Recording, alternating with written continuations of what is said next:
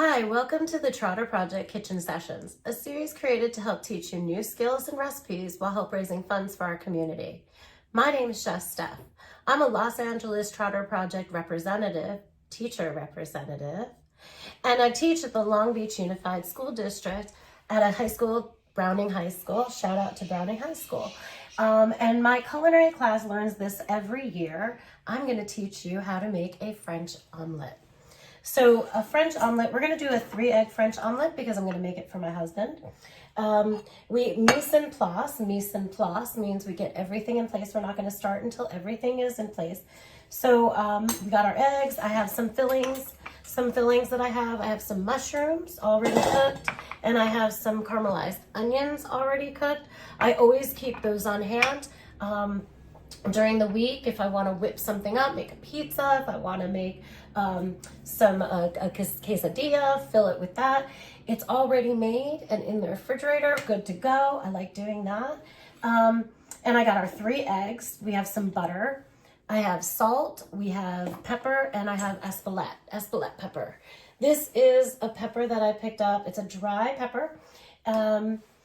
It's smoky. I would say it's equivalent to, if you didn't have this or don't have the access to it, it's equivalent to a smoked paprika. It's kind of sweet, but it's got a little bite like a jalapeno. So it's got a nice little flavor. I picked that up when I was traveling in Spain. We have our pan. I'm going to use a non-stick pan. It's really good. And this is a, 8-inch, 10-inch? I can't good.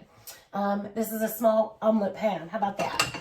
And I have my bowl, and I have a fork. So I'm going to use a fork, not a whisk. Some people use a whisk. A whisk, I feel, gives too much air, and I don't want to do it that way. I'm gonna get the air in by moving my pan and getting them whisked up in the actual pan. So let's talk about the egg. A couple things. I'm going to crack them on the flat surface. Notice I did that. When you crack them on a flat surface, you get a cleaner cut, and you do not risk pushing the egg into the shell, into the actual egg. So this way you get a cleaner cut. It's a little nicer. Oftentimes I'll crack it inside the actual bowl. And that way I don't have to worry about sometimes getting that mess on the side. Always have your side towel. That's a chef's rule, and you can clean up, right? So I have my fork. I am not going to go around in circles and do my eggs that way. I'm not going to whisk my eggs by doing that in circles. First thing I'm going to do is I'm going to poke, because if I go around in circles, look, they go around in circles with it. So the first thing you want to do is break your yolks. And so you break your yolks, and then you vigorously, don't be scared, vigorously whisk. It's not a back and forth. It's not a round and round. It's like you're on a Ferris wheel, okay? You're going to go down, up, and around. And you're going to do it very vigorously. And you may feel like, oh, it's going to jump out, but somehow it all sticks together. It kind of stays together. So I'm going to do this whisking on the side while I tell you a little bit about the eggs. Some people think there's a difference in nutrition between a brown egg and a white egg. I am here to set the record straight. I didn't figure this out on my own. Everybody knows this in the kitchen world. So a white egg and a brown egg are different only in the breed of the egg. It's what type of breed the chicken is. So I don't know, I lived on the East Coast. I'm from New York, and we used to have little robin's nests all around, and they were little baby blue eggs, beautiful blue eggs.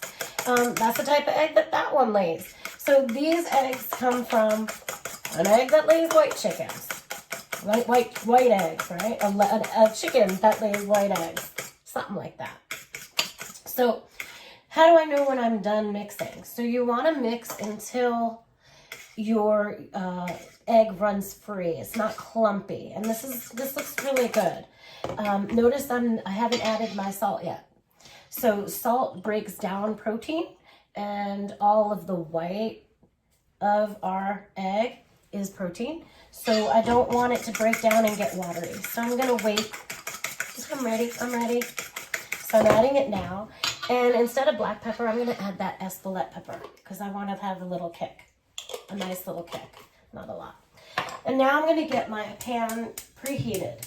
You always want to preheat your pan. You want that waiting for you. You don't want it be waiting for it, right? It's not going to hurry up. It doesn't know that you're in a hurry. So I'm going to preheat that on a medium, kind of a medium heat. I'm going to make sure I have enough butter in here to make it nice and beautiful. And because butter has a low burn, I usually add a little bit of regular oil. Like in here I have a little canola oil right now.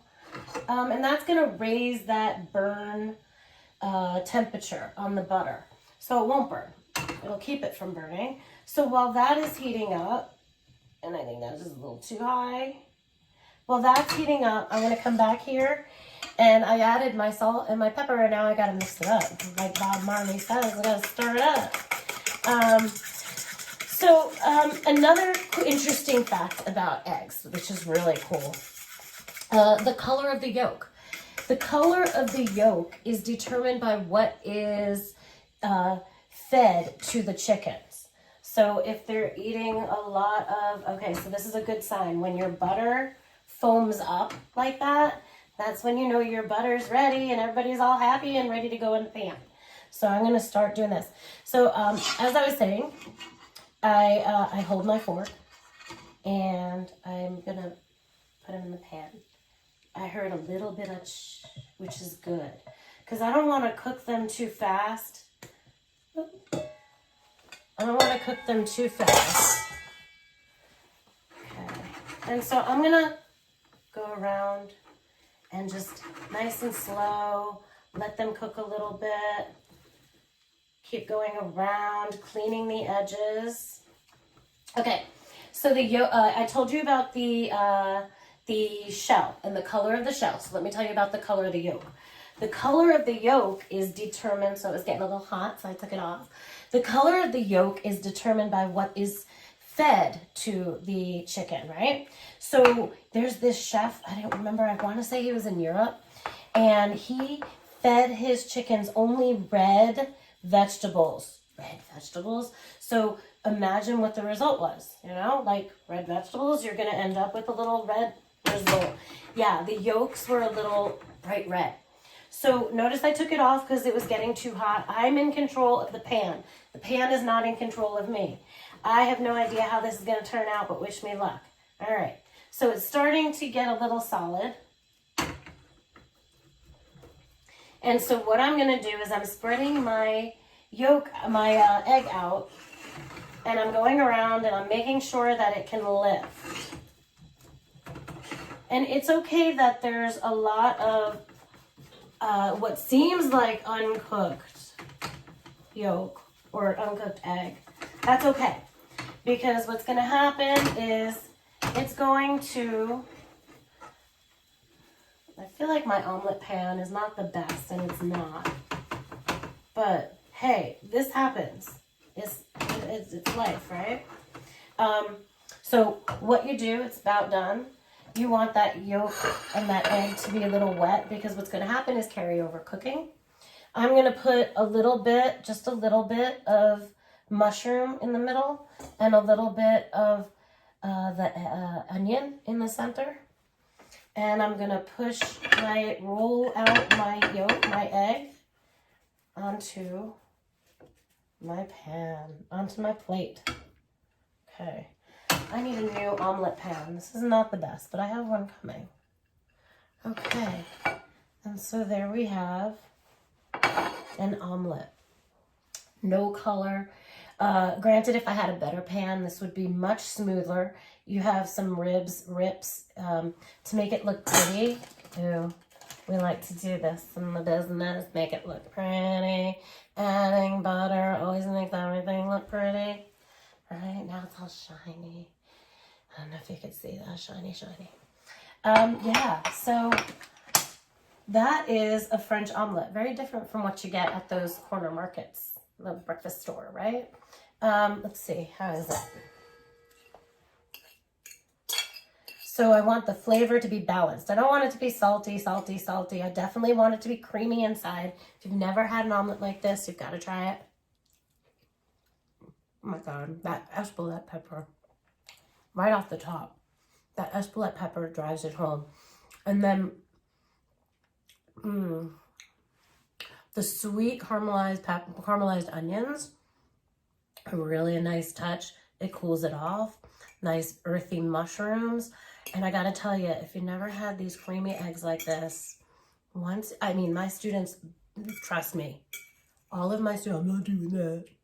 And then they have it. And then they do it again. Well, I hope you enjoyed learning how to make a French omelet. And I hope you enjoyed it so much that you're willing to help the Trotter Project, because it helps my kids.